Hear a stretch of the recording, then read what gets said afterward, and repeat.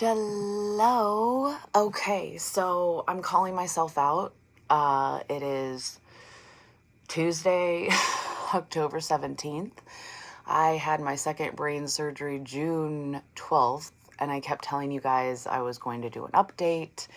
I don't know why YouTube makes me nervous, and every month I say this is where I'm going to document more because I realize if you go over on Instagram, there's so much chaos. How, as a survivor, can you follow along? So, I feel like a lot of you are new to me because I recently went off of, sorry, my phone's going crazy, of the side of a building in San Francisco in my mermaid tail that has my brain scan on it to advocate for Brain Aneurysm Awareness Month. So let's start back. I'm going to try to keep this pretty short because I know all of our attention spans are none. I'm going to do follow-ups, so please ask your questions. And I'm also going to try and have interviewed, like other people. So my brother, who's been through both surgeries with me now, my, mom, my dad, everybody. So welcome.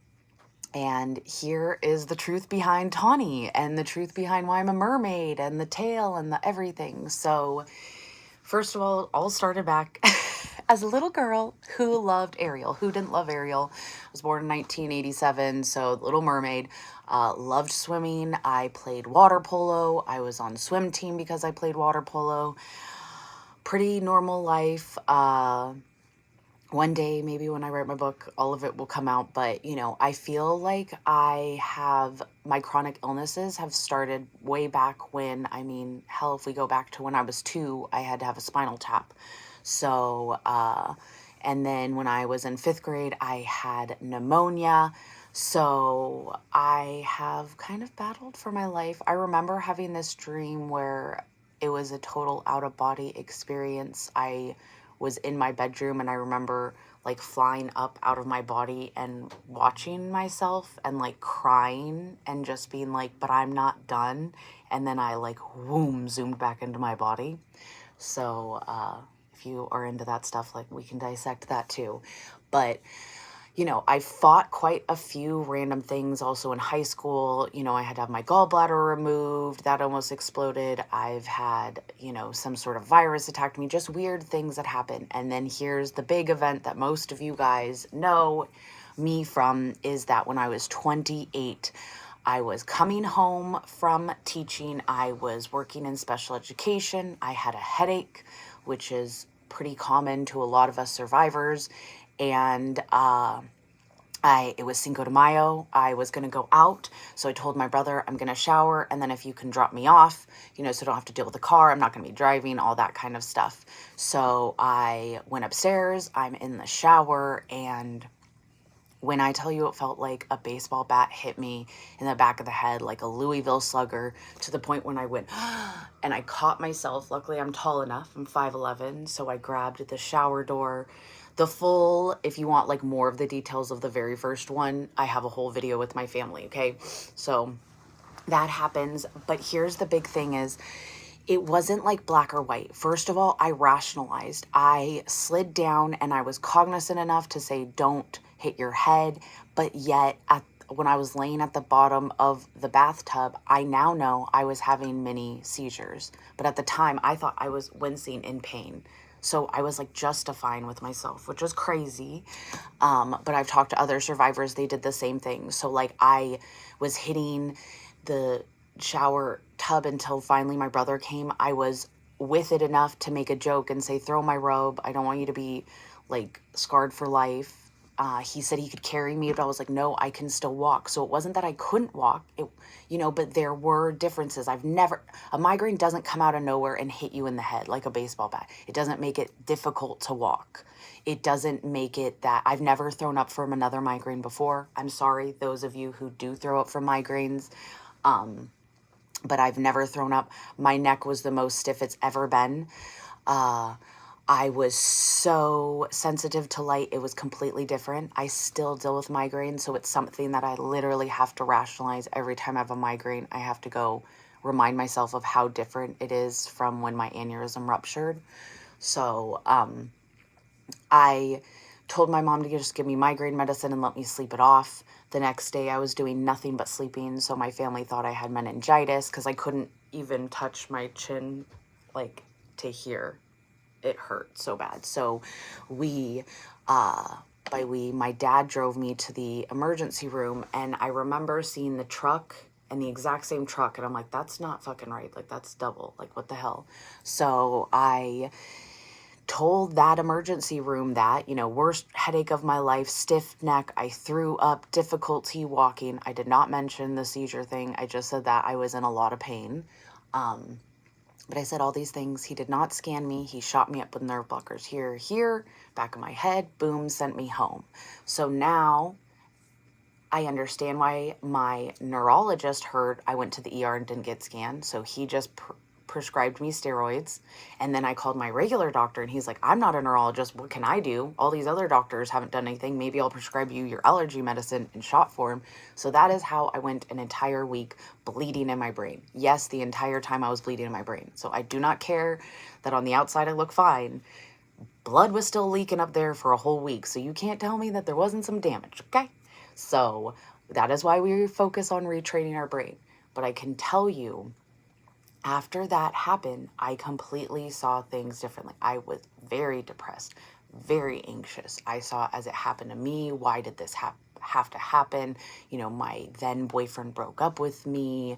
Work was incredibly hard. I cried every single day. I felt like I was letting everybody down. I thought, why did I survive this to just be like not really a fucking person, and what is going on, and just like feel like I'm constantly a mess. I can't talk right. I cry at the blink of a hat, like all of these things. So just if you're like, wait, that's how I used to see it. I was in that. Does my brain still sometimes like to say those mean little things? Yes. Has it gotten so much better? Yes. Do I bounce back faster? Yes. To the point of 7 years later, I'm celebrating my stroke anniversary, my anniversary, and we finally get the results back from my scan, and my doctor tells me on a Zoom, over the phone, over a Zoom call, we see that you have another aneurysm and your coils are slipping. Now, however things are placed and whatever, I had already had scheduled out that I was flying to Ohio, where I had my first brain surgery. So my first thing is, can I fly?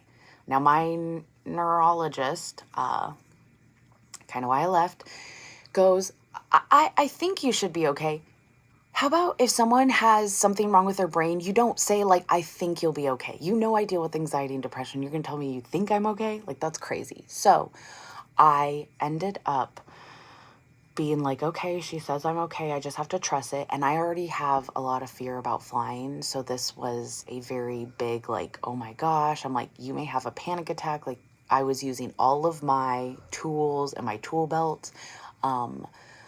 But before that even happened, it was crazy because I go, at least we know about it now and we can handle it. And I'm like, and this is happening to me because I'm going to get louder and I'm going to raise more awareness and I'm going to help more people see that there is a light at the end of the tunnel. Because I know sometimes you're just seeing, and trust me, in the early beginning, I went like to the opposite of just toxic positivity. Like, I'm just so grateful to be alive, but I'll just shut up about all the depressy, stressy stuff. Whereas now I see like the darkness really does, there's no rainbow if there is no rain. So like, you have to go through the dark shit. And I know you don't want to hear that from me right now. You're like, damn it, there's not a way I can like just kirk around it. No, gotta go through it. Can't go over it, can't go under it, got to go through it. But there's a lot of us, and here's the biggest thing. I feel like in healing, nobody ever has the same trauma or the same everything that you have. Nobody's had the same life as you've had, the same experiences, the same support system, the same whatever.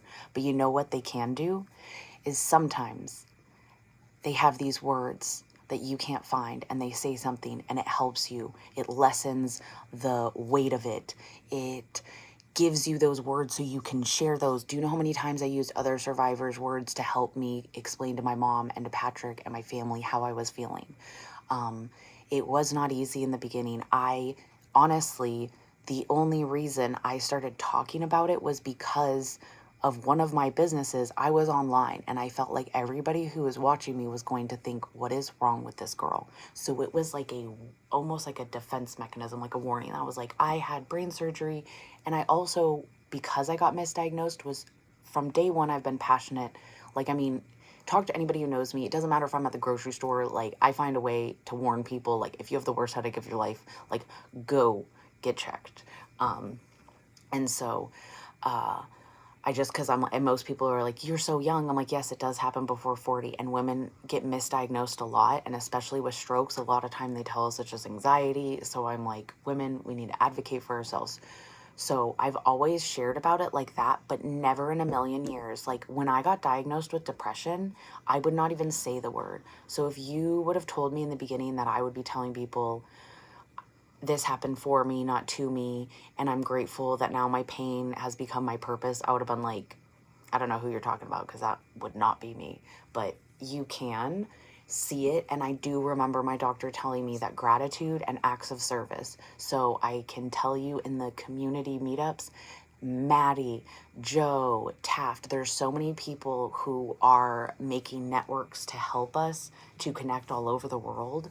So please, I know that I am a silly mermaid who shares and maybe overshares, but I know that my superpower is that so many of you have told me you did not feel comfortable talking about it. Even as a little girl, I was always making friends and sharing with people because there's no judgment, because I know what it feels like to be judged. I know what it feels like to be alone and feel like nobody gets you because you're a little weirdo. Because I love Nightmare Before Christmas when it first fucking came out, because I've been weird since day one. And I see weird as like a strength now. So if some of these things triggered you and bothered you, good, we have work to do. Because some of those things, sometimes I still have a hard time. And I want you to know, did I immediately go right to it? No. But I was like, okay, it was so crazy how fast it flipped. Like my mom even goes, well, can we please first worry about just getting you through this before we worry about you helping others? I'm like, helping others is going to help me through this. So this is just the first of many. I'm going to be sharing more about my recovery and also just how your story. So sharing, and maybe, just maybe, a lot of you guys are never going to share it online, but maybe you're going to start journaling about it. And maybe because you journal about it, you'll feel comfortable writing that out to another survivor, and you could make a ripple that way. I don't think that all of us have to share our stories, but I am going to say something that might make you, I think it's selfish if you don't, because you don't know who needs to hear how you said it. Even if you think there's enough of us out there, I'm going to tell you there's not, because there's not someone like you. There's not someone who went through what you did, who learned the hard way some things. You, I bet, have a tip. And even if it's the exact same things that I say, you're going to say it different. And maybe they're going to listen to you because you're not in your bathing suit in front of Nightmare Before Christmas stuff. But I just wanted to share more and share that it wasn't easy in the beginning. It still, I know, is cringy. And I still get calls like, oh my God, I saw you crying. Is that okay? Like, why are you doing that on the internet? So it is a process, but I'm here for the long haul and the long run. And I'm here to help you share your story in whatever that way is. If it's just in the inbox, and I shouldn't say just, if it is messaging me like today, I'm not going to say her name because not everyone wants to be as public as I do. But she goes, I didn't know that I needed to talk to somebody. So if that's you, I'm here. You can keep watching for a long time. That's okay. But I can tell you having a mermaid in your life can help you make a big splash. Maybe you need to dress up and play pretend to get yourself a little bit more comfortable with it. I know that's why I did in the beginning. And then it's easy to put the mask on and then like melt it away, if that makes sense. So I love you, and that might sound crazy, but there's people out there who hate people for no reason. So I'm going to keep on loving you.